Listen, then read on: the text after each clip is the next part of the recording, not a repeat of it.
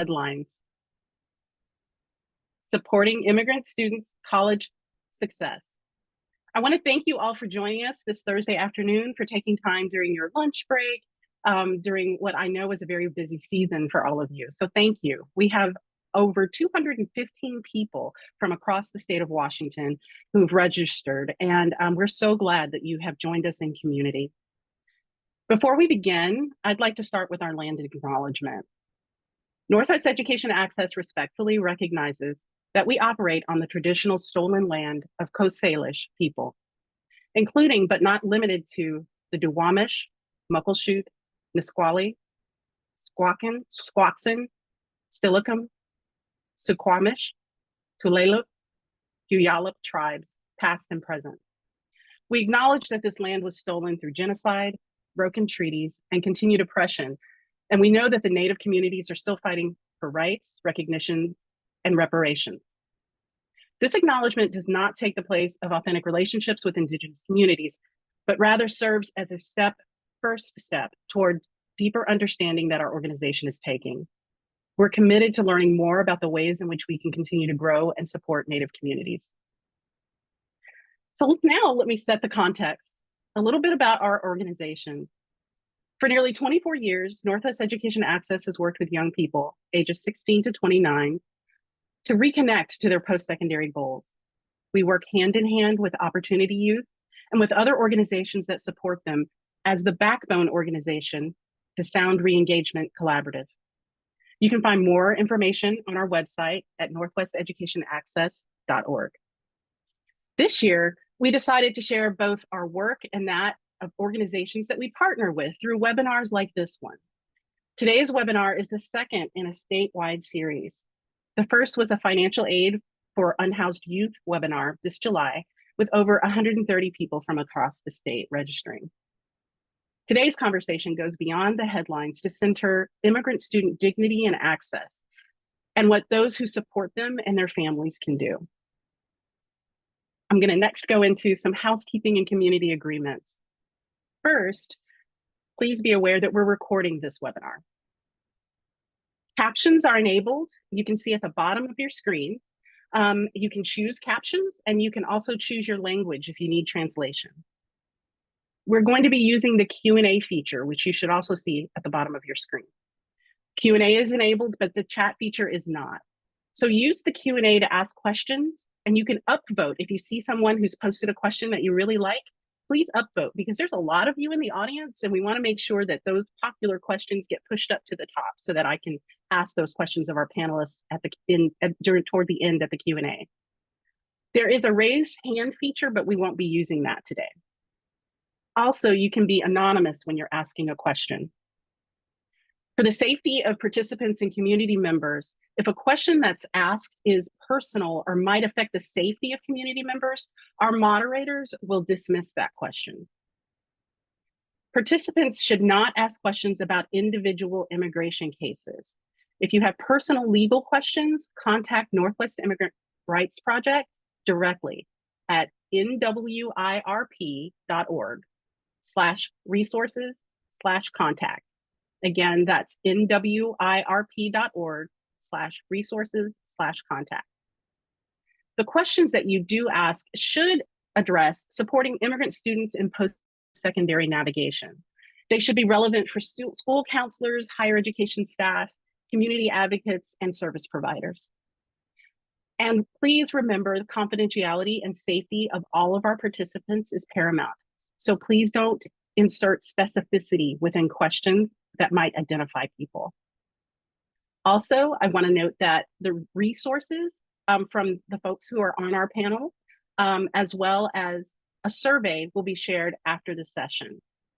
And next week, we'll be sharing the video for those of you who have registered for this, to view this panel. Okay. So next, I'm going to go into introducing our wonderful expert panelists who've joined us today. First, I'll start with Sheer Becker, pronouns they, Aya.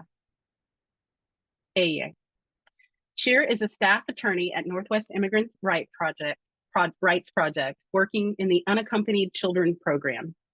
They were born and raised as an uninvited guest on Coast Salish land on the Kitsap Peninsula. After college, Shear taught at an elementary school in Denver, Colorado for 4 years. Teaching inspired Shear to become a lawyer with the hope of advocating at the intersection of immigration and disability justice. Shear graduated from Stanford Law School in 2022 and clerked at the Colorado Supreme Court and U.S. Court of Appeals for the Ninth Circuit before joining Northwest Immigrant Rights Project. Shear loves novels, their 2 cats, water, knitting, and being among the trees. Shear, thank you for joining us. Next, I'm going to introduce Karen Arlette Gamez Lopez. Karen is an undocumented professional, student, and advocate. For the past 10 years, she's worked for higher education institutions, nonprofits, and state agencies, including Northwest Education Access. Originally from Sinaloa, Mexico, Karen grew up in Kent, Washington, and graduated from Green River College and the University of Washington. During high school, Karen began sharing her story as an undocumented student at the Capitol. This advocacy led to the Washington State Real Hope Act being signed into law in 2014, expanding state financial aid to students.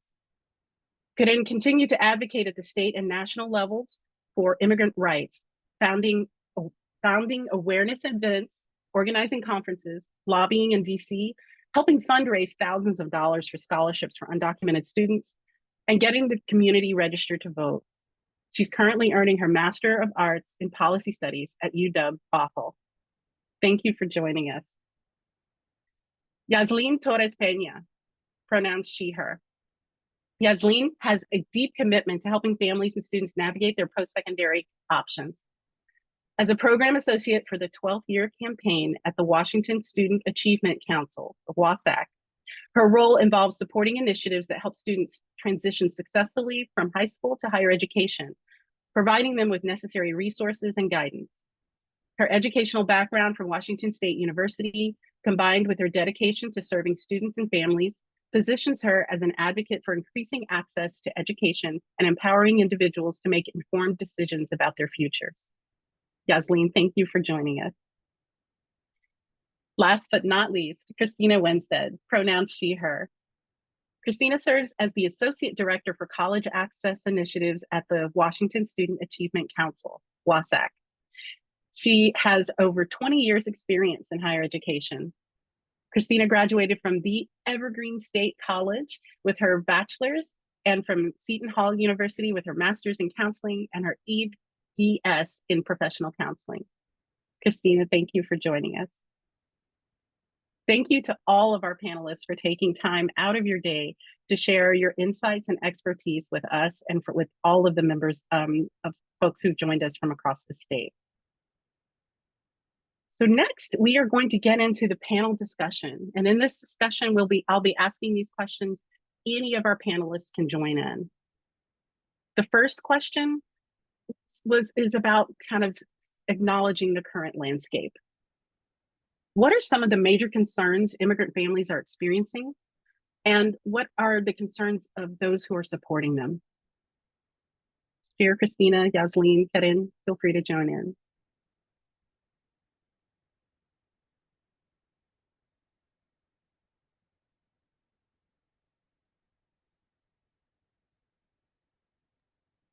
I'm happy to join in from especially from a college perspective and from financial aid, is just staying informed of all the policies that are impacting students and trying to make sure that they are constantly informed and updated about the policy procedure to ensure that they can equitably administer aid. So there's a lot of training that going on right now.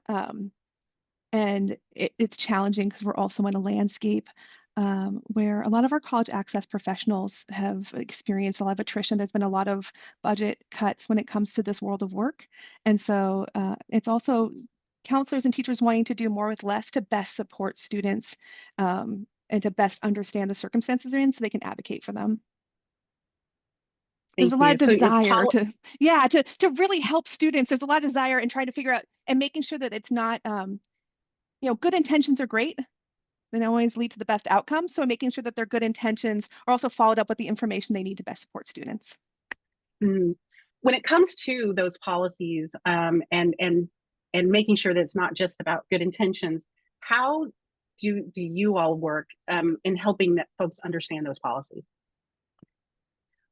So for WASAC, we provide a lot of trainings. We provide trainings not just on financial aid, but also our financial aid, student financial aid department provides the trainings for the back end of financial aid. And then we do our trainings to ensure that people have the information they need to help students. And of course, so that they know that in Washington, you can be undocumented and get state aid, which is one of my favorite things about this state. And so they are working really hard to be able to navigate that. But right now, it is a lot of really staying informed, every other week meetings with federal student aid, really making sure that they are on top of everything so that if something does change, that we can inform students and we can inform practitioners so that we can all do this work together. Thank you. And that gives us a little bit of background about folks who are supporting the families. Corinne or Sheer, is there anything that you want to add to that around what immigrant families are experiencing as well? Yeah, I can add on. I think one of the things most in mind for immigrant students and families right now is the threat of detention and deportation and racial profiling. I think right now we're living in a time where um, a lot of legality doesn't necessarily hold up in how folks are being treated. And so we saw a DACA recipient being detained at an airport in Texas. We're seeing US citizens getting detained. And so I think right now we're living in a really challenging time around that. And so I think that is one of the top priorities for immigrant students. I would build on just to say, not only like Christina mentioned, are there so many policies to keep track of? I think the intention behind so many of the policies is to create a culture of fear. So I think one of the biggest challenges for immigrant families and also for those who are supporting them or representing them is just fear and sometimes terror around what the policies are. And not necessarily understanding why things are happening. And that's a response that makes sense because many of the policies don't make sense. They don't come from a place of reason. They come from a place of trying to instill fear and make things uncomfortable for people so that they consider whether or not they want to try to stay here as members of our community. Yeah, thank you. Sheer, I'm going to ask you another question about kind of building off your answer here, and also what you, Christina and Karen, have also mentioned related to the fact that Washington has a different context than some of the other states and also the federal. How is the federal context impacting what's happening for Washingtonians?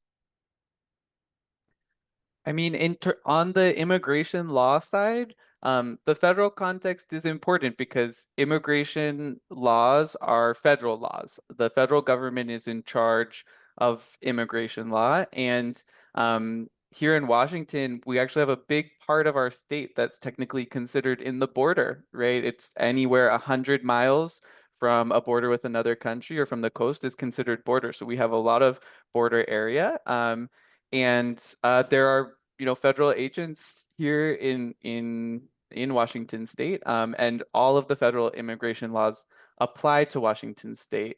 One thing that's a little bit different about Washington in particular is on the state government side. We have a law called Keep Washington Working that does provide some protections in Washington state and doesn't allow state police and state government from supporting and proactively helping federal agents and the federal government in their detention and deportation strategies in the way that other states might be collaborating more. But I welcome other thoughts from Carden or others on the panel.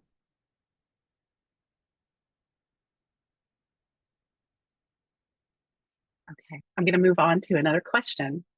And this one is more specific or related to college access and financial aid. What might you be seeing or hearing from immigrant students and families when it comes to their concerns about college access and financial aid? Karen, Christina, or Yasmin? Yes, if you want, I feel bad if you want to jump in.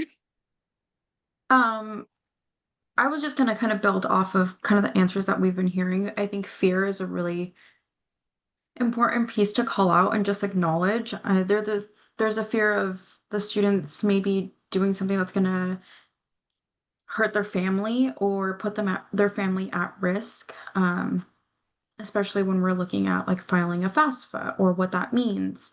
Um, I think that concern is like number one that I've seen when I'm supporting students. Also, just like the fear of I'm gonna go off to college and I'm gonna leave my family behind, and what if something happens? Or am I even gonna be able to get a job with what I'm studying? Like things beyond just the application, just filling paperwork out. It's okay, then if I do this, then what? And so what support do I get at the college? Or what is my if I leave home, what is my housing situation going to be like? It's so much more than just applying and going. Um, so yeah. Yeah. Yasleen, how do you personally help those young people navigate that and navigate that fear? I think it's a lot of just connections, like making sure if I'm helping a student and they're like, I don't know what I'm going to do for housing, or I'm going to need support, or I want to belong to a club, or I'm going to need support from peers that look like me, or that have experienced similar situations. I want to make sure that they know who that point person is wherever they're going. They're if whether that be like the multicultural club, maybe it's the housing director, that they know that this situation is happening with the student and that they're going to need extra support. They have a phone number, they have an email, they have an office number. If anything, they're hunting them down on campus, but they know who this person Mhm. is. Um, but just even we are able to have a smaller network of professional higher institution professionals that show up to our trainings or have collaborated with others in our agency where we're able to provide maybe that direct support to that person, like that direct connection. So yeah. Yeah, yeah. Good, and I'm going to ask you a question more specifically, but also related to this. How has this environment changed from when you were also navigating similar issues, but in a different time, in a different administration?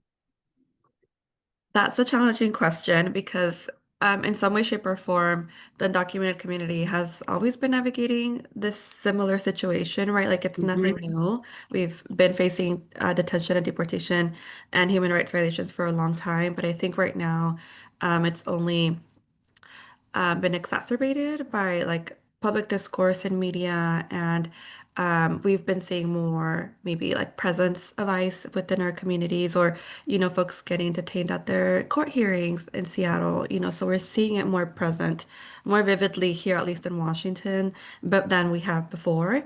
At least also from firsthand experience with students that like in Washington, because it's been seen as a sanctuary, they're like, I never once had this level of fear as I do now. And so I do think it has only increased that fear. But to add on to the what folks have been saying about like student experiences, I think it impacts every level of someone's life. It's not just, the application process, and I have to file way more documents to prove my residency, and get institution and financial aid, but it impacts the way I think about travel, right? Like, do I want to risk driving an hour to see my family, and vice versa, or my living situation? If I don't have a social security number, am I able to access a place to live? And so it goes beyond that education field. And in my time when I worked as a coordinator of the Undocumented Student Center at UW, it was a really tough job because students aren't just coming to you for academic support. They're coming to you. My parents were detained by immigration. We need legal support. I don't have social security. I can't access healthcare. And then a lot of countless situations that happen like that, that you need to just get community to support the student as much as possible. Um, so I hope that kind of answered a little bit. Thank you. Absolutely, absolutely. Thank you. Anybody else want to add on before I move to the next section? Okay. I think that kind of lays the groundwork a bit for groundwork and our understanding of the climate and the issue right now. I want to talk now more about some practical guidance and myth busting, and I want to focus on the folks who are in the Washington Student Achievement Council, and have some time with Christina and Yasleen asking them, some specific questions. So here, in talking with Yasleen and Christina, I see you guys popping back in on the spotlight as we work through the navigation of that.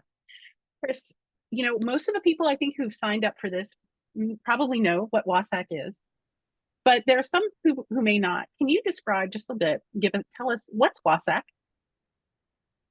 You want to go first? Or you want me to go first? Yes, Lynn. Well, I can go. Okay. WASAC is a state cabinet level state agency, so we're a lot smaller than maybe some of the state agencies that you all are used to seeing. But we basically, our goal is to increase educational opportunities and attainment here in Washington. We do have attainment goals that 70% of our Washingtonians receive some sort of certificate after high school, so that we range from certificate programs, apprenticeships, all the way to 4-year degrees. We cover all of it, and we encourage anyone to go through any path that seems right to them. We also have 3 main functions, and that is to increase educational attainment, like I said, through strategic planning, administer programs that help people access and pay for college, and advocate for economic, social, and civic benefits in higher education, all with our work being centered in equity and what is best for students in the state. Okay, thank you. Can you talk a little bit about how changes within the Department of Education at the federal level might be affecting the work that you do at WASAC, or what's also happening for immigrant students in Washington? Yeah, I mean, there's been so many changes. And so I think part of it is the just keeping up with the changes and informing others to ensure that everyone knows what the current policy is. We are finding that some previously eligible non-citizens for federal aid have lost their status and are no longer eligible for federal aid, but they've been unaware of that fact until the financial aid office tells them. So students aren't being informed, Washingtonians aren't being informed potentially of changes to their status. Now, in Washington, we got the WAFSA. So I'm like, okay, we're going to fill out the WAFSA now. But that is really concerning to me that students don't know until they're being engaged by a financial aid department, which shouldn't be the people who are informing students of this. More students are using the WAFSA, which is our Washington State application for aid for those who are either not eligible for federal aid or choose to do the WAFSA instead of the FAFSA. I am finding federal student aid loan borrower issues when it comes to the time it takes to get information back or changing to another plan. So the reduction in the workforce at the federal level is impacting student borrowers who need to either change it. I mean, literally we have students who are like, I just want to give them their money. How do I get this to happen? Mm-hmm. So the processes are changing and take longer. One thing I'm finding is with other states, they have lost the ability to translate their materials. They can't use any of their funding to translate college access materials. So we actually work with other states who have lost that ability to send them our translated materials. Sharing's caring. Here's everything you need to know about the feds. Take off the Washington stuff and use it for yourself. So we're working with other states to make sure that while we can translate stuff, that we are sharing it. A big example is federal student aid does not provide a line by line of the FAFSA in Spanish. They do offer the application in Spanish, but they do not provide the support materials in Spanish. And so what we do, like yesterday, I sat down with a charcuterie board and did my application in Spanish so that I could screenshot the application so students can walk through. So things like that, where we're having to create more resources for equity. And then, of course, and this is heartbreaking, but for mixed status students, the federally funded programs for CAMP, Gear Up, TRIO, they have been in danger or have lost funding. And these are programs that ultimately support students. And we know that those opportunities are huge when students see themselves pursuing education after high school. Right. And then, of course, just the like I said, the challenges of being able to do this work in a landscape where it's very critical, but we have also, as a state entity, like our state has lost funding to be able to do this work. Right. So doing so much more with less, and so much more that is also like as people were saying earlier, there's trauma involved in all of this as well, and fear laden within it entwined. So it puts a lot of pressure on folks who are supporting, as well as the folks that are looking for and needing the support. Can you share, you've mentioned WASFA and FAFSA. Can you share a little bit of the differences between the two? Like what, for there may be folks who don't know what those even mean. I Yeah. can go ahead and share, then Christina, you can jump in. But the basic overview of the differences is just eligibility. So for the FAFSA, students that are eligible are usually US citizens, US residents, or hold some sort of visa or permissions that they allow them to receive federal funds. And like Christina said, that list has been changing, so we recommend students to go and look that up directly on the Federal Student Aid webpage, just so we might say a list today and tomorrow might be completely different, and we don't know. And then for the WASFA, it's for students who are undocumented, maybe are in like loan default, or they just don't feel comfortable filing for the FAFSA just because of all of the reasons that we just listed, that students are in fear, right? They don't know where this information is going, or they just want their information to stay in Washington. And that's okay. Okay, so that information just stays in Washington. That leads to another question. And this question, we got a lot of folks asking this question, which has to do with privacy protections related to student data. And what can you say about privacy protections, like in the difference between WAFSA and FAFSA? Are there specific or different privacy protections? You mentioned, Yasleen, that with WAFSA, it stays within the state of Washington. Are there other privacy protections related to those? I can speak on the WASFA, and Christina, if you want to talk about the FAFSA. So at WASAC, we take privacy and data collection like super seriously, and I really want our audience to know that, and all of our families in Washington, that that is the top of our like priorities always. We also, I know Cher had mentioned the Keep Washington Working Act. We are consistent with that, so we do not share information with anyone. We don't use agency funds, facilities, property, equipment, personnel to investigate, enforce, or cooperate with anyone, like in any federal registration or surveillance programs, nothing like that. So we use that information solely, and very limited information now. We have actually pared back on the information that we're asking on the WASFA application. Like, do we need to know this? Do we not? Why are we collecting this? Should we? What do colleges need? So we're taking a look at all of that, and that information will only be sent to whatever college or university that you apply to, and only the necessary information. Okay, good to know.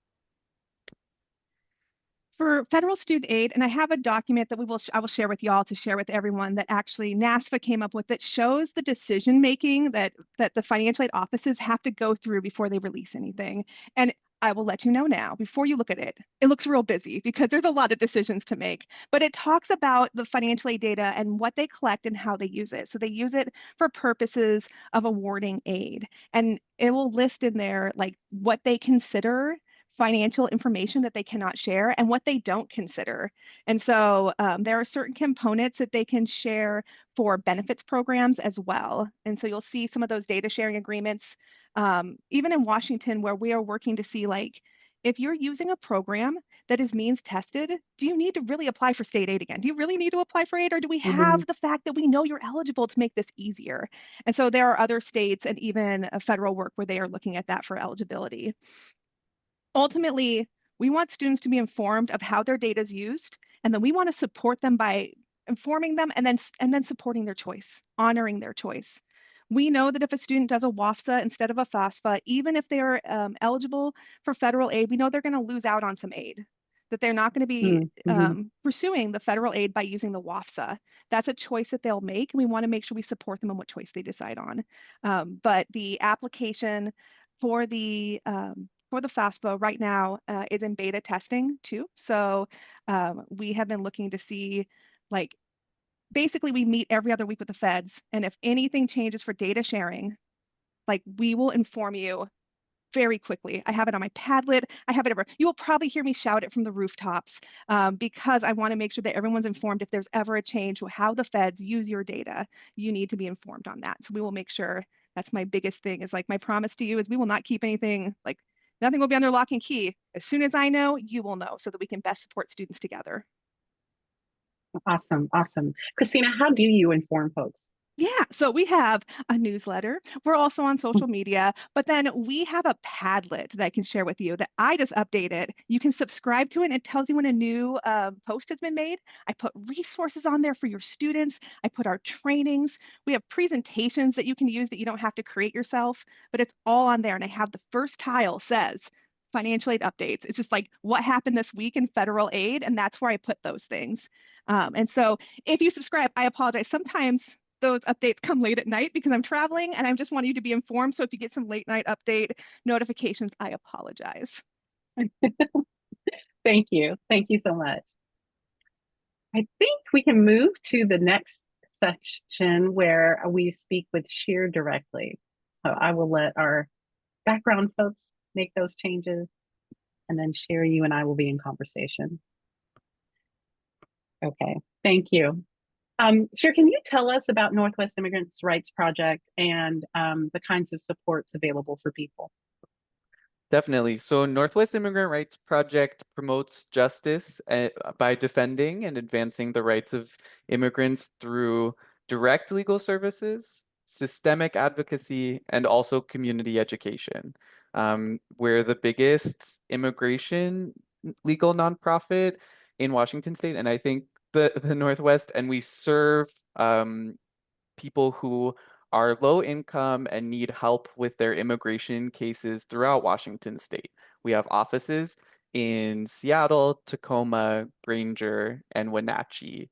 And if someone does not have a lot of resources to hire their own private immigration attorney for their immigration case, I'd recommend them reaching out to our offices. They can call us, they can walk in during business hours to tell us more about their case and see if we can prioritize it to take it on at this time.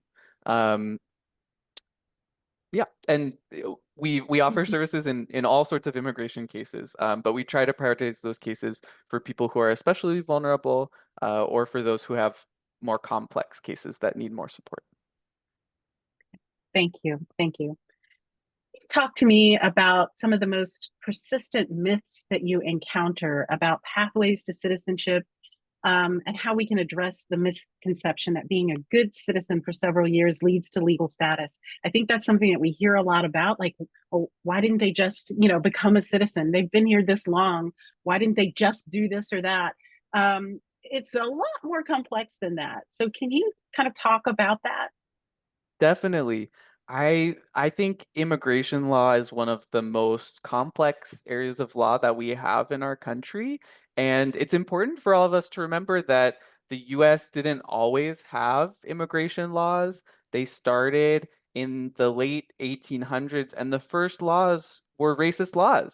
They were the Chinese Exclusion Acts. So this is a legal system that started in racism and continues to have racist policies and elements to today.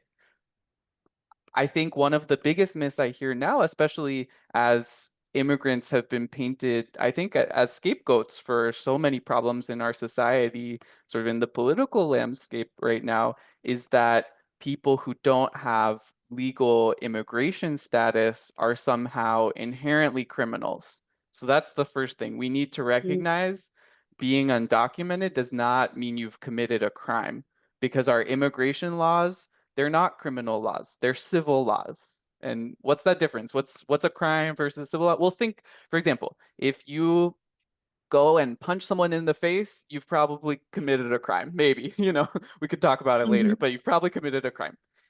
If you didn't pay for your parking, you didn't commit a crime, right? You've just sort of violated a civil law. And the immigration laws are more on that civil side. So that's the big first myth I just want people to know. People without status, that doesn't mean that they are a criminal. The second big myth I really think is challenging for a lot of people, especially a lot of US citizens who are born here, is this idea that people who don't have status or who've fallen out of legal status uh, just need to get in line. Just get in line, just do it the right way. Well, sometimes Mhm. there isn't a line to get into, or sometimes that line takes 30, 40, however many years, right? And so when there are a lot of reasons that people need to move around, they need to flee problems, persecution, death threats, violence that they've experienced. So there's a lot of reasons that people move, and sometimes there's no line to get into. And like you mentioned, Yvonne, I think the timeline for immigration cases can be really confusing, especially to US citizens who are born here, because you think, well, you have a legal problem, go find a lawyer, fix it, right? Mhm. Sometimes there aren't solutions ready for people. There's no available solution. Or sometimes the only solution would involve such an extreme amount of risk that would include family separation, and that would include the risk of permanent family separation, that it's impossible to consider taking it, right? So I want Mhm. people to know that just being here a long time doesn't magically give you a green card, magically make you a citizen. This is a very complex and challenging area of law. And in our current political landscape, it's very, very challenging because the federal government is fighting immigrants and fighting their representatives at every single level. Right, right. Cher, I really appreciate your bringing up the historical context and that our immigration law is like kind of founded within racism. You mentioned the Chinese Exclusionary Act, and I was thinking about my own history as a Black American, and as a Black American who can trace, because I did like genealogy, trace all the way back to the 1700s, but how the Black Americans who were enslaved Americans didn't have papers either. We were not citizens. And for many of us doing our genealogy, it only goes back to like 1850 that we can find documentation, because we weren't included on the census, because we weren't people. We weren't considered people. We were considered property. And so this idea of citizenship and documentation, and the lack of documentation, connected to legitimacy as being American, is definitely something that has been an issue for hundreds of years now in this country, and extends beyond this conversation that we're having right now. And it also extends to tribal folks as well. If you don't have like legal status and your tribe's not recognized, there's documentation issues there as well. So this is something that, as you said, is extremely complex and has major historical roots, founded within racism within this country. If Yeah. I can, and if I can add one more myth I just thought of that's really relevant to our current times is I wonder if it would make sense for people to think, oh, if so and so person has been arrested by ICE or if they're being detained, they must have done something wrong, right? They must have Mm-hmm, mm-hmm. committed a crime for that to have happened. That's not true. That's never technically been true, but especially now in our Northwest Detention Center, which is in Tacoma. Um, the I think the majority of people there have absolutely zero criminal record, and many of the people who do have criminal records, they're very, it's a very, very slight one DUI, something like that, right? And most Americans would say that doesn't mean that they should be deported and separated from their families here. Yes, yes. And that leads to another question that I have for you, which is, you mentioned there are people that are detained right now who have not broken any laws, and who've basically been profiled and are in those detention centers. What are some general, not individual case advice, but some general protection strategies that you might recommend? Well, for nonprofits and for non-governmental organizations, it is important that nonprofits and educational institutions think through ahead of time how the organization is going to have policies and procedures that protect immigrants and protect non-citizens as much as possible. And you are allowed to have these protective policies and to make sure that you're not just giving over information or giving people up for arrest when you're not required to. I think one really key concept to keep in mind is that an ICE agent without a judicially signed warrant is basically just a random person for the purpose of what you're required to do.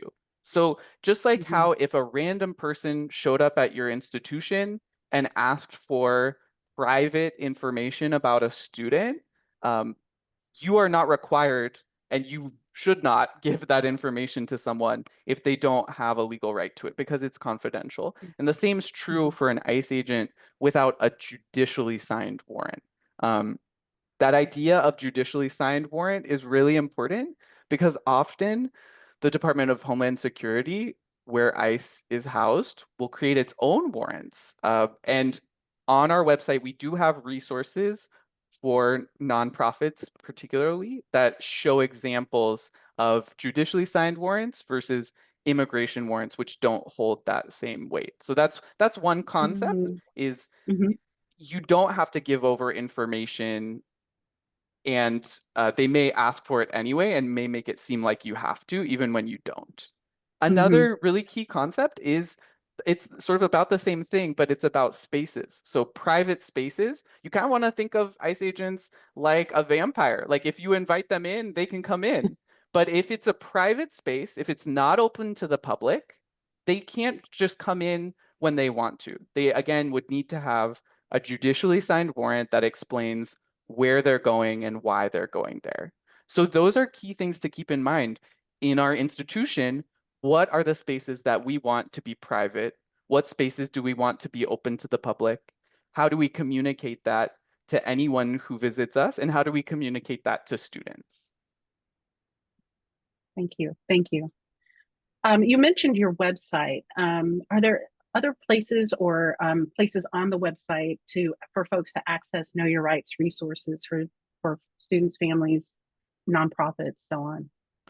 Definitely. So if you go to our website, which is NWIRP, NWIRP.org, we have a lot of resources. So on the resources tab, there's a tab for community advisories, which talks a lot very specifically about what nonprofit organizations can do to protect immigrants. And we also have a Know Your Rights page, which has a lot of Know Your Rights materials from our organization and also from other organizations working in the same field. So we would really recommend that you go there. You can also join our mailing list to get updates from us, which the link is also on our website. And also we have social media, something I'm not very well versed in, but our communications team is updating our Facebook, our Instagram, our Blue Sky account. So please feel free to follow us. Thank you. Thank you. Thank you, Shira. I think we can move to Karen next. And we'll talk a little bit more about allyship and community support in our conversation. Hi, Karen. Hi. Can you share with us a few ways that allies and advocates can support immigrant students and their families through this time of uncertainty and fear? And as you mentioned, this is fear that has been ongoing. It's not new. It's exacerbated now, but it's been there. What are things that allies and advocates can do to support not just now, but continue to support in the future? Yes, absolutely. So I have a pretty long list. I feel like there isn't a one answer that can really, there's a lot of things you can do. Let's put it that way. Mhm. I really think the main priority is to put the student first, and be holistic in the way that you address the support for students. I think it's really helpful to have like a long list of resources that you can just share with students openly, without needing students to come and like trauma dump on you. Um, which, most students usually do come to you and then they want to be able to talk to somebody. So being there to listen to students, sometimes students just want to have somebody to talk to and they don't necessarily want you or need you to fix the situation, because a lot of times we can't fix that situation, right? Like I can't systemically change the fact that you can't access healthcare, that you can't access a pathway to citizenship, but I'm going to share resources with you and I'm going to be here and just provide an ear for you, right? And have show empathy and show love to you. One other thing in my roles for students has been building community for them. That has been one of the biggest things, one of the most impactful things for them, and that has really shaped their identity. A lot of undocumented students come into higher ed, having experienced and lived through a lot of shame, because growing up, our family says you don't tell anybody, this is, you only we know, and so there's a lot of shame tied to that identity. But when we provide a community and a space for undocumented students, and immigrant students to connect and share space, we see this like empowerment that like we start to get rid of that shame, and that really should be our goal, is like there shouldn't be any shame tied to that identity. Um, and so providing spaces for students to connect, it can be really impactful. Um, having just again the list, having resources available for students. Like if a student comes and says, I'm worried about deportation or detention, it's not just, oh, here's NERP, right? But like here, okay, what are we going through? Here's a list of organizations that have legal support, including Northwest Immigrant Rights Project. There's Colectiva Legal del Pueblo. There's Washington Immigrant Solidarity Network. They have a hotline number, that if you think you see ICE anywhere, you can call them. They have rapid responders ready to go Mhm. and address the situation. You have Eastside Legal Assistance Project, like really trying to go above and beyond, and trying to address the situation. Do we need mental health support resources? Okay, here are a few, right? And then do you want me to assist you in this journey as you're trying to find whatever resource you're looking for, right? Do we need Yeah. healthcare resources? I think it goes beyond just providing resources, right? But being there with them through the journey and through the process. One other Mhm. thing is a lot of times folks here are coming from different roles where they're working for an institution. If you want to best serve immigrant and undocumented students, you have to put your role on the back burner. And what I mean by that is when we work for maybe a higher education institution, a lot of times our priority is to help the student graduate. Sometimes that's not what's best for the student in that moment. Mhm. And like we have to acknowledge and recognize that. When I worked with unaccompanied minors here at Northwest Education Access, some students were in the public K through 12 system, but they were working almost full time. Like they were missing school. They weren't getting the services they Mhm. needed at school. And for most folks, the priority is like we want them to graduate from the K through 12 system. For those students, that wasn't actually the best thing. What was best for them was to disengage from the public system, because they weren't getting like multilingual support or resources. And for them, it was to do a GED program, right? And so it's really just Mhm. understanding that there's a lot of pathways and putting our own role maybe on the back burner, depending on what the expectations are, and going above and beyond to support the students. Um, in this day and age, in this context, like we're past just being an ally and just saying we're an ally. Like we have to walk the walk now, or walk the talk. Sorry. Yeah, I think in the past years it was all about recognition and like posting things on our offices of like I'm an ally. And like while that is Mhm. an important step, like we're past that at this point. Like we need you to show up in meaningful ways. Um, Pushing for policies, increased and improved policies within your institutions. Um, and really just figuring out ways to actually meaningfully support students. One way is like pushing for ways to hire undocumented and immigrant folks, whether it's paying them a stipend, whether it's hiring them as a contractor. Like there's ways that you can hire folks. And so just really trying to push policies. Maybe you work at an institution and you have scholarships that aren't available for everyone because they don't have a social security. So trying to push those policies of like, is it really necessary for this scholarship Right. to only be available to citizens? Like, how can we open it up? And then one more thing is, um, for a lot of undocumented and immigrant folks, maybe it's always been in the back of our mind of like voluntary departure, but if that's something that is on their mind now, like just providing those resources as well, just planning for emergencies, right? Family planning. If there's kids involved, like we want the family to be ready if something happens where somebody gets detained, like where would the kids go, right? So we want families to be Right. ready and just address um, their situation in a holistic way. Thank you. Thank you. Great information, plethora of information, and resources that you mentioned, and I hope you will share with us so that we can share out to folks here. I really appreciate that and appreciate your perspective on what being student-centered really means, and that it's not institutional goal-centered, it's truly student-centered and youth-centered and family-centered. So I really appreciate your highlighting that. From your experience supporting students, what practical steps can college access professionals take to build trust with immigrant families who might be hesitant to seek support? And along with that, how do we avoid inadvertently outing students or making assumptions about them and their families or creating additional risks? So really, how do we like build that trust when the institutions often cause harm? Yeah, that is a very valid question. I'll start with the how to not out students. Okay, Okay. yeah. So I will say we don't want a paper trail, right? When we're working with students, I've seen situations very unfortunate where a teacher or a support like program person wants to offer support, and then they start like putting the students' business in email, right? Mhm. They're like start emailing the whole school and they're like, oh, the student is undocumented. Like, please don't do that. Like, um, we want the least amount of paper trail as possible. Also, it depends really against centering the student. Like, what does a student feel comfortable disclosing, and what do they feel comfortable referring to themselves as? So, for example, I mean, number one, I think we're in a space where everybody here should know that we're not supposed to use the word illegal. It is dehumanizing. However, there's still a lot of different ways in which undocumented and immigrant folks refer to themselves as.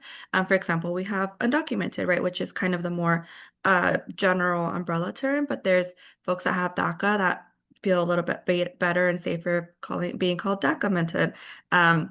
It's really like, what does a student feel or comfortable referring to themselves as, like really reflecting that language with them. And then when we're looking for resources, if you want to maybe call somebody from another department in your organization, maybe it's a phone call instead of providing an email.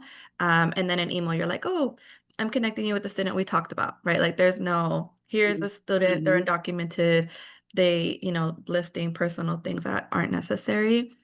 I would just say again, reflect the language that the student is using, because that's how they feel comfortable, and then not directly outing them. If you need to specify that, maybe a phone call. But really, we don't want a paper trail. I would say those are really important. I will also say language is important in a lot of other ways, like using asset-based language. I think a lot of times two things can be right at the same time, where yes, undocumented and immigrant students are navigating very hard situations and challenges, and at the same time they are so strong and resilient and joyful, and so not taking away. I don't want us to fall in this dangerous narrative of like, oh, they're so vulnerable and it's so sad, and in my heart, like pity. Like we want asset-based language, and we don't want to portray or frame these students as like not having any agency or voice. One other narrative we want to stay away from is like the good versus bad immigrant narrative. especially as we're working with youth and students that like they're going to college, you know, they are amazing folks. And at the same Mhm. time, we don't want to fall under the narrative of like they came here under fault, no fault of their own, like their parents brought them here. While like that may be true, we want to shy away from, we don't want to perpetuate the good versus bad immigrant narrative, because sometimes we see that happening, right? Like, oh, this student is deserving because they're a 4.0 student. Their parents aren't, you know, like we don't want to perpetuate that Mhm. narrative. This is a human rights issue, and so we want to keep it that way, right? Like folks deserve rights not because they're 4.0 students, but because they're human rights. And then one other thing is intersectionality as well. Undocumented immigrant folks are not just Mexican or Latino, they're from all over the world. They speak a lot of different languages. So being mindful of that, and then being mindful of how gender, sexual orientation, race, and ability status impacts, you know, their experience. Folks with disabilities, right? Like being detained and having a disability is like the impact is just much more. So just keeping in mind that intersectionality Yeah. piece and not assuming, right, that all undocumented folks are undocumented. Sorry, not all undocumented folks are Latinos. Yeah, those are a few things to keep in mind that I really wanted to say. And then supporting students, again, I think just building a relationship where you build trust. Like showing up for them, being there for them, and you providing resources and being there, I think is going to help build that relationship. If you can also be vulnerable in some way, shape, or form, that's going to start a trust relationship with them. I mean, when I'm working with undocumented students, I always say, I'm undocumented. You know, I am experiencing it with you. Perhaps, you know, of course, maybe you're not undocumented, but maybe you're part of a mixed status family and just trying to have some sort of um, em like empathize with them and build trust. And if you show up for them by providing resources and trying to support them, going above and beyond, that's going to build that connection and that relationship. Thank you so much. Thank you. I'd had some follow-up questions, and I feel like you covered them related to student dignity and agency when providing support, as well as what providers and educators can do to create more empowering spaces. But if there is anything else that you want to add related to those two questions before we move to the larger panel, please feel free. Thank you. I think I addressed a lot of different things. So You did. I'm happy to wait on the Q&A. Okay, okay. Yes, you did. I appreciate everything that you did share. So we're going to bring all of our panelists back, and we are going to go to Q&A. And I see that people are upvoting questions. If you want to add some other questions and also upvote, please do. I'm going to go to Q&A now. And if there are questions, there may be questions that we can't answer on the panel, but we will do our best.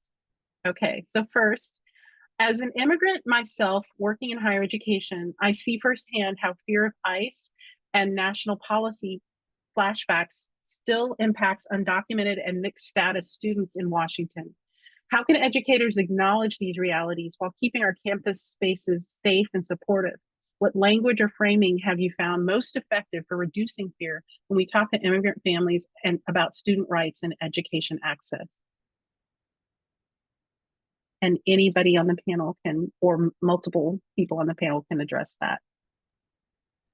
I just want to start by sort of echoing a couple of things that Karen said, just about how our community members who are immigrants also are savvy and have agency. And so I think the first thing I think about when I'm thinking about how to create trust and how to make spaces safer, I don't know that we should necessarily call them safe. I think we could try to make spaces safer, but I don't know if they'll be like 100% safe.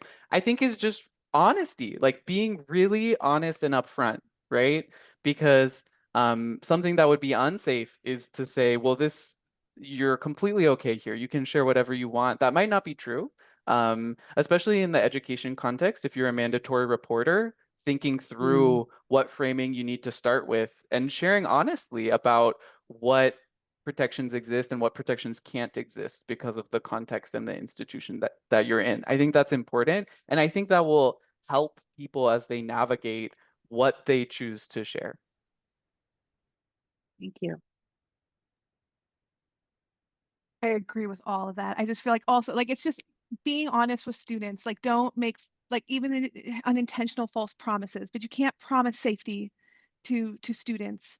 And so we shouldn't promise anything that we can't provide. That's the way you break trust so quickly. Um, I'd also really think and dig into how your campus can work to make it safer for students when it comes to the information you collect and how you collect it. I know the community and technical colleges are doing some pretty cool things when it comes to the admissions application where they're not going to ask about citizenship. They're going to, front load the residency affidavit in so that they don't have that as a data point. They're looking to see, do we really have to have these data points in here? What are we using these data points for? And can we reduce them? Thinking about your campus policies and processes and how you can ensure that that happens. And then, and a big thing that comes down to is just not making lists of students. Like I think a lot of like, oh, I want to help all these. Don't, when you have sign-ins for events, don't use a paper sign-in sheet. Don't like make sure that everything is only visible to you and don't share with other people and be mindful about what you collect. But I think that's a big thing we're looking at, even with the WAFSA. We're looking question by question through the WAFSA. Why are we required to collect this information? Are we required to collect it? How is it used? And can we not collect it? And I think a lot of campuses probably could look at their processes and do the same thing to support students and then let them know what you're doing. When I tell students, yeah, we're meeting weekly to figure out where is your data and how can we protect it, they like to hear that. They know, hey, I'm not alone. I may never meet you, but you got my back. Thank you. Could you repeat the question? I'm so sorry. Sure, that's okay. That's okay. As an immigrant myself working in higher ed, I see firsthand how fear of ICE and national policy flashbacks still impact undocumented and mixed status students in Washington. How can educators acknowledge these realities while keeping our campus spaces safe and supportive? What language or framing have you found most effective for reducing fear when we talk to immigrant families about student rights and education access? Yeah, so something that I want to add, I echo what has already been said, especially if you have a physical space where students are in, you want to be ready. Like if you have to practice and train and have some policy or some sort of plan, if ICE was to come into your building or space, you need to have a plan in place, right? Like if we see ICE, what are we doing, right? Because if you don't practice these things, like everything will go out the window when that happens. So you need to have a plan in place of maybe you want to have signage, right? Of like, this is private property. You wouldn't, you want to have language in that space to where students can see that. And then, like, if ICE was to come in, you can be like, we have our sign right there, right? You want to have different responsibilities for different folks, right? Like, who's going to be the person that, if ICE was to come in, is going to talk to them outside and be like, you can't come in, right? And who's going to be the one that is going to take the students to safety? Like really just have to think about all this. You also want to get trained, right? You want to practice this. Northwest Immigrant Rights Project and Washington Immigrant Solidarity Network offer these like Know Your Rights trainings, which are very, very helpful because unless you really go through that dynamic of like practicing it, you might not remember. And you want to also Sheer, I think, talked about the difference between a judge signed warrant and like a warrant that ICE just writes up. They're different, and like you want to see them and know what that difference is, because legally, once they have a warrant signed by judge, you do have to let them in, but usually they don't. And so, just being ready to being able to identify those, having a plan in place, having policies in place within your school and your system, and you being able to say that to students will help them feel a little more safer. Where it's like, wow, they care about me. They like have a plan in place. I know like if something happens, I will be as safe as possible because again, you can't guarantee it. But you want to have again that plan in place. And if a student of yours gets detained, what do you do? Like what's your plan there? So I think just ultimately trying to plan as much as possible for all of these emergency situations. Yeah. And if I could just build on really quickly to what Karen said, I just want to emphasize that nonprofit organizations, social service providers are completely within their rights, their legal rights to make protective policies and to have policies in place to ensure that people who are not invited and don't have a legal right to enter private spaces do not do so, and what to do if that happens. So what to do if ICE comes without a judicial warrant. So you're not violating federal law by refusing to provide immigration enforcement agents access to non-public areas when they don't have that valid warrant. I want to note, though, that it could potentially violate federal law if you take proactive steps to hide someone or to tell someone to run away. And you also wouldn't want to tell any community member to run, because even just running could give law enforcement agents probable cause to stop someone, versus if someone's walking away without any other indicator and they can say, I have the right to remain silent, am I free to go, and walk away. So just some things to think about. I know that's a little tricky, but I really want to encourage people to develop those policies and to practice them, like Carden said, and to think through what things maybe wouldn't be helpful for community members. If you need more information, again, go to our website. We do have advisories for the community to think through those policies. Thank you. Thank you. I think we'll move on to the next upvoted question. How are you addressing or approaching the uncertainty and fear that students have of not being able to work or practice in the profession or career that they have studied or trained for? I can start off. In Washington State, we recently passed a law that allows for professional licenses. Well, I think it's pretty recent. That is still in the works. Undocumented folks would be able to at least practice what they're studying, their career, in a lot of different careers like healthcare. I think the challenge within folks that don't have status and practicing is like maybe they can't, because they might not have a valid social security number, wouldn't be able to be hired as like a regular employee, but there's still other ways they can start their own business, or they can work as a contractor for organizations, and they would have their basically their own business as well, but they're still hired as an employee. Just in the way that they're paid is looks different, right? So like they would have to pay their own taxes at the end of the year. There's a lot of ways, right? Like our community has been doing this, and that they start their own businesses. They've been hustling, right? There's ways to do it. And within, even at UW, we would hire a few students that didn't have work authorization, but we paid them on a stipend or a scholarship. Like just think about the different ways in which you within your organization could hire folks. Depending on where your funding is coming from, right? If you're getting federal funding, then maybe that wouldn't be a possibility. But if you're getting funding from outside sources, you're doing fundraising, etc., you could start an internship where you're paying them on a scholarship or a stipend base, or if you have contractors already, like most organizations do, they contract and outsource work for like their website or for their logo. It's the same thing, right? Like we're contracting somebody to do work, and then they're just working like a normal employee. And so there's a lot of resources like Immigrants Rising. They provide a lot of training for how to start your own business, how to do that. And then there's a few more entities that aren't coming to mind right now. But yes, there are resources out there, and it is possible. Thank you. Thank you. Anybody else want to add to that answer?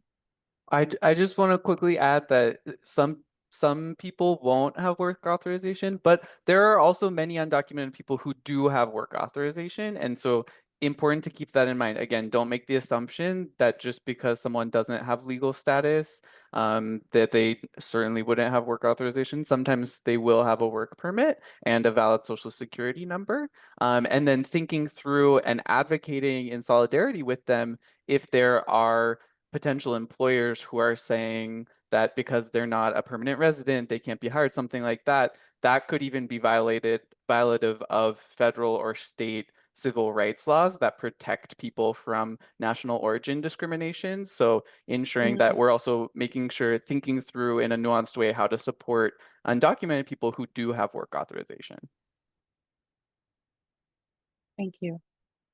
And I would just encourage anybody, because I've had students who've done this before, but if you're starting your own small business, I encourage you to use those small business incubators. They have them like in the different counties through usually the Chamber of Commerce. I've had students who've been able to get startup funds that they didn't have to pay back, or even some of them that they were able to get zero interest startup funds for their small business, and citizenship status there was no impact there.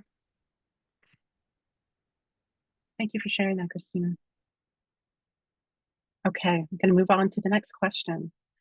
For college funding, it seems that different colleges have different rules depending on what particular financial aid office you're working with. What advice can you give for working with a student that has been denied WASFA funding from one particular college, but you know from experience that other colleges would have accepted it from the same student? I can address that one. I'm going to have Okay. you email me. Because I would like our SFA department to know if there's any challenges of, sometimes I will say this about financial aid departments right now. There's no formal like degree pathway to become a financial aid officer. We fall into it through work study. I swear that's where most of us come from. There has been attrition from financial aid, especially since simplification. There's a lot of turnover. So it could be someone who's coming from another state who does not understand how we implement aid in Washington, because our aid is so amazing. And we'd be happy to train them on that and make sure they know. And so please, I'm going to put my contact information out there. Please email me and let me know. I will not disclose anything that you don't want disclosed, but I just want to make sure that training opportunity is there for that institution so no other students are impacted by that. Thank you, Christine. It's one set of rules. And if I can add, yeah, every college has a different process of like what their in-state tuition and like residency process is. And even within one school, they'll have two different processes for some reason. So really just inquiring about that process. Maybe the staff member doesn't know. Um, and yeah, just really trying to support the student through that process, whether it's like they have a residency or a form that they have to fill out in addition to like in-state. I remember back then we used to do the affidavit, right? Like just verifying. Um, and I still had to do it for my master's program as well to get that in-state tuition rate was to provide an affidavit that I was an in-state resident. And so really just kind of navigating through the school, figuring out what the forms and processes are for them to access the in-state tuition, access financial aid. It might just be that there was another process that that person wasn't aware of. And we have some one-on-ones where we can meet with students too, just to make sure that they have like the support that they need. We're a small but mighty team, it's two of us who do it, but we're always happy to help. And the other piece can be, I always want to make sure people know that not every student's going to be eligible for WAFSA, because you have to be maintain a Washington domicile for purposes other than college for 12 months. And so we'll have some students who've only been here for a couple months, and it's just them kind of waiting to be able to meet that criteria. And so sometimes it's like they're off by a month and then it gets declined and they just have to wait until they meet that full criteria. And I encourage, if you have a student you're working with who you're like, we don't have state or federal aid, Immigrants Rising has an amazing scholarship list. There's scholarships out there. It doesn't mean that that's the end for the student. It means there's other opportunities we have to find for them. Thank you. I'm going to move to the next question, upvoted question. And some of this may have been answered a little bit, but this one is a little bit more specific.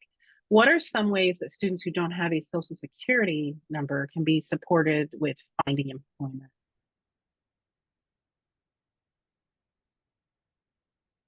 Anybody? I think my response from earlier fits this one as well. Just I think finding, so too. providing resources for them to be able to either start their own business or figure out ways in which they can be a contractor or consultant. And then also not just in gaining the employment, but then understanding how to do taxes, at the end of the year. So there's a few different aspects to it. I think one of the challenging aspects as well for undocumented folks is like, when do I have this conversation when I'm interviewing or with employers? And there isn't a one size fits all answer. It really depends on the individual's like comfortability and experience. how they feel about it, like whether they feel comfortable. Like for me, being undocumented has been such a huge part of like my career that like from the get-go, I'm like, I'm undocumented, right? But for others, it's like maybe waiting until you have an offer, right? And so it's really just navigating that with students on like their comfortability level. How do you talk about it? How do you approach it?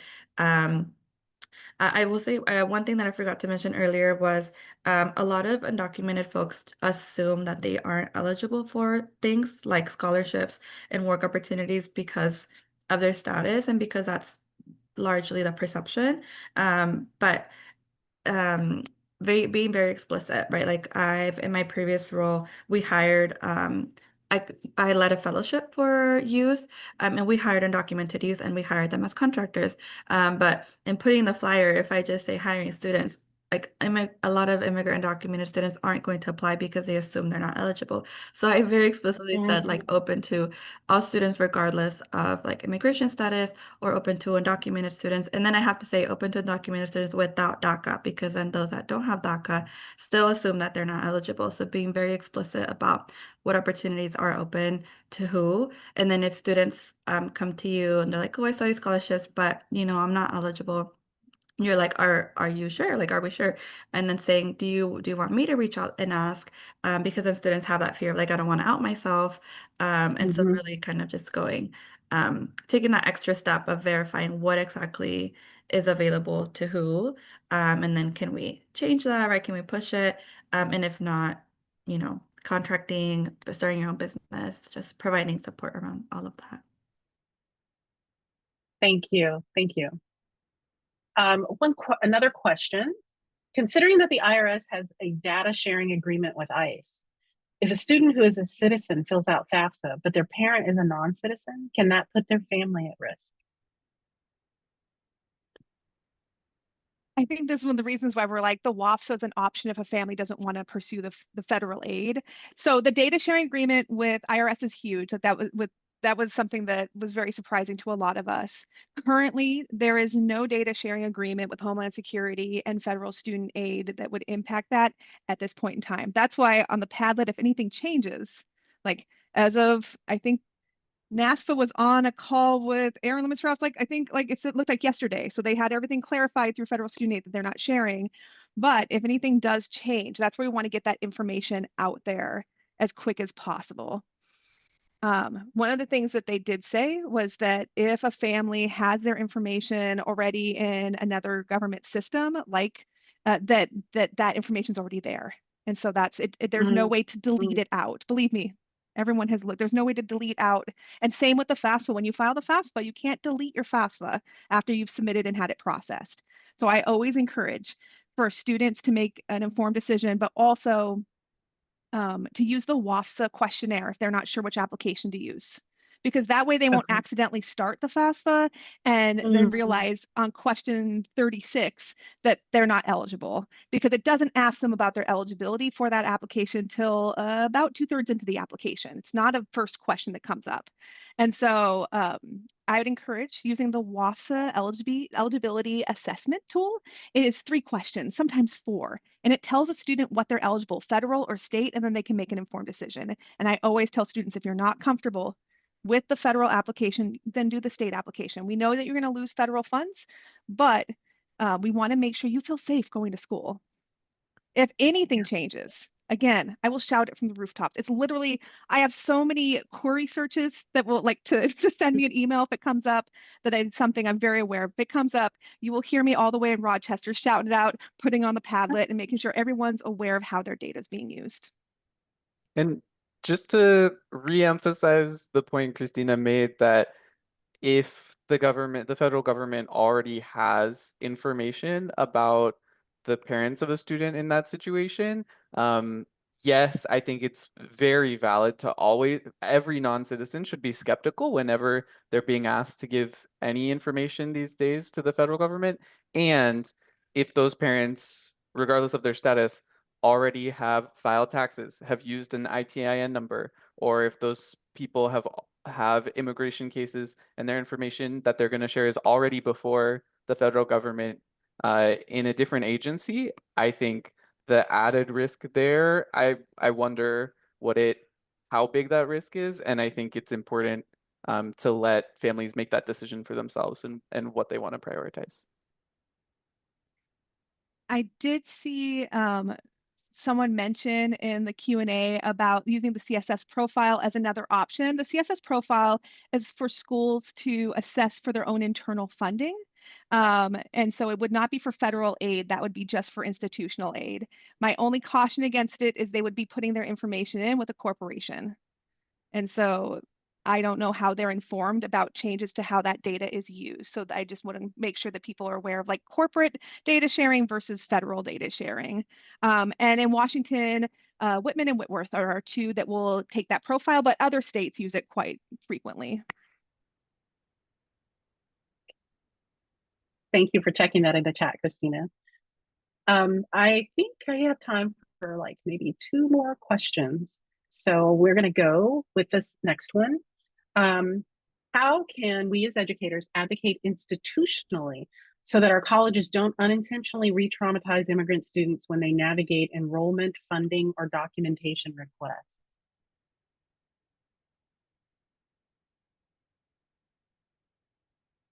Anybody want to take that on? I can kind of chime in. Just as I've been listening, I think it's been addressed in a lot of different ways. I know Godin talked about like bringing out either like immigration lawyers or contacting local nonprofits to be informed and trained on student rights and just policies in general. Um, I would say keep going to those trainings, keeping informed, keeping up to date. As we've noticed, things change like day to day, but if you don't know that and you're still preaching the same thing and it's not what's really relevant anymore, then that's when all of that starts happening. So just I would say keep coming to trainings, keep asking questions, ask questions to the appropriate people that you're that would be able to answer those questions. Like if it's a lawyer specific question, don't ask a student about it. Like that makes no sense. Or don't ask students about very like specific things that there's no business that you should be knowing. Like ask someone else, ask the internet if you need to. But that's what I would say. Just keeping informed, keeping up to date and keeping those around you up to date on how to be that safer space.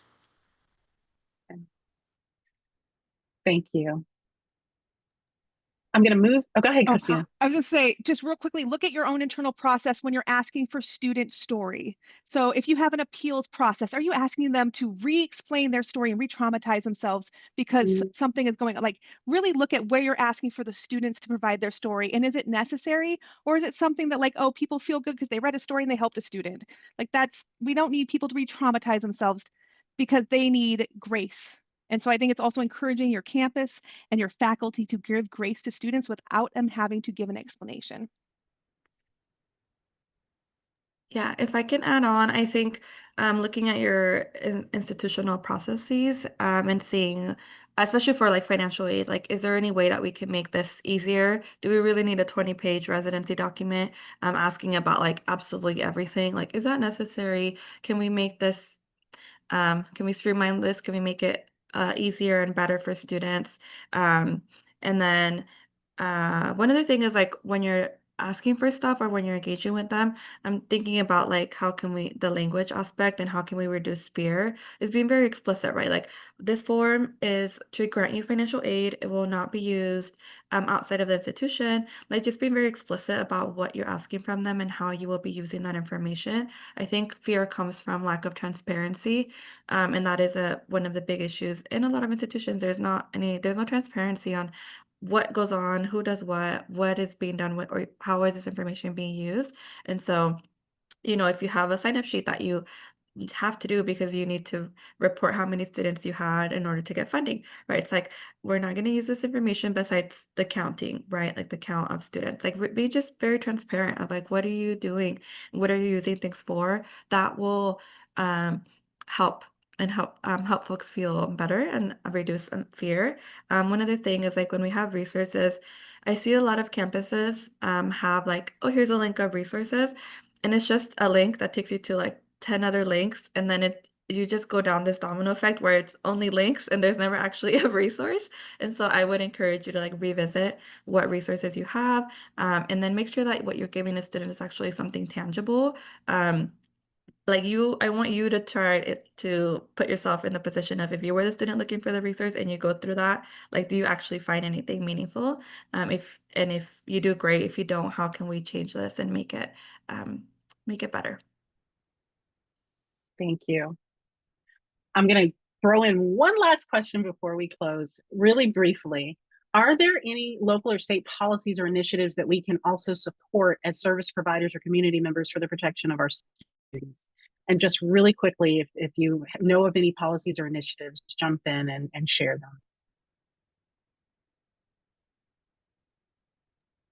I will say, like, if you are, I know you all are allies, but this work happens not just in your professional work job, but also outside of work. So I hope that you can also do some of this advocacy outside of work, where you can also make a huge impact.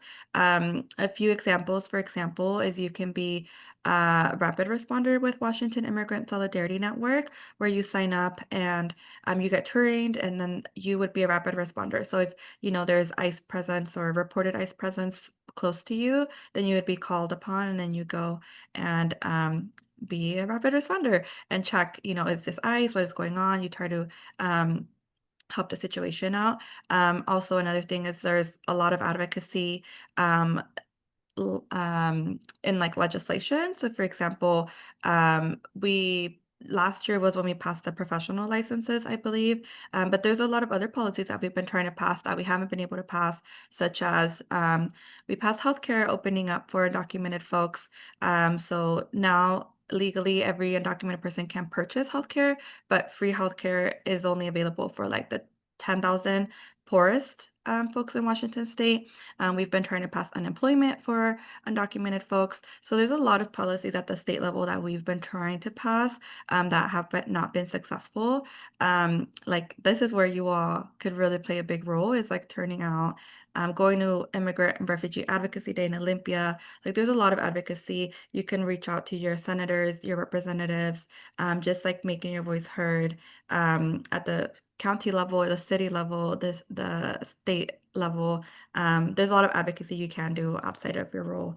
Yeah, sorry. I know it went a little bit outside of our roles, but That's okay. Yes. And Thank you. Thank you. Can I just add yes, really yes, quick that very yes. quickly that don't limit yourself to local and state issues, because this is a national issue that we should all be advocating for in our professional lives and in our personal lives, to say that these policies make no sense. They're hurting everyone in our community, citizens and non-citizens, and we should have policies that are supportive of our communities. Thank you. Thank you. We're closing out this amazing panel discussion. I want to thank each and every one of you on the panel. This has been absolutely incredible that you've shared all of your knowledge and expertise. So thank you so much. I also want to thank the participants, all of you, for asking such thoughtful questions and for showing up, and spending time, an hour and a half of your time today, learning and communicating with all of us. There will be resources that we will compile and share with you via email. And then you see here this QR code. Please screenshot and connect with our survey so that we can have more information about how this addressed the questions that you had, and also to find out other things that you might be interested in. We really want your feedback, so please do communicate with us via survey. Also, this is the second of our statewide series. We will have at least 2 more during the academic year. And in that survey, you can also share other ideas about what you think we might share. Our website address is nweducationaccess.org, and you can learn more about us there. And thank you all for your participation. And I also want to thank Hans Torres at Northwest Education Access, for leading our Know Your Rights task force in our organization, and for coming up with this brainchild of this webinar and doing so much work. I'd also like to thank Dulce Seguenza, Dulce, for your work in working and helping us pull this together. Angela Pierce, who has been in the background doing all kinds of work and making sure this webinar goes great.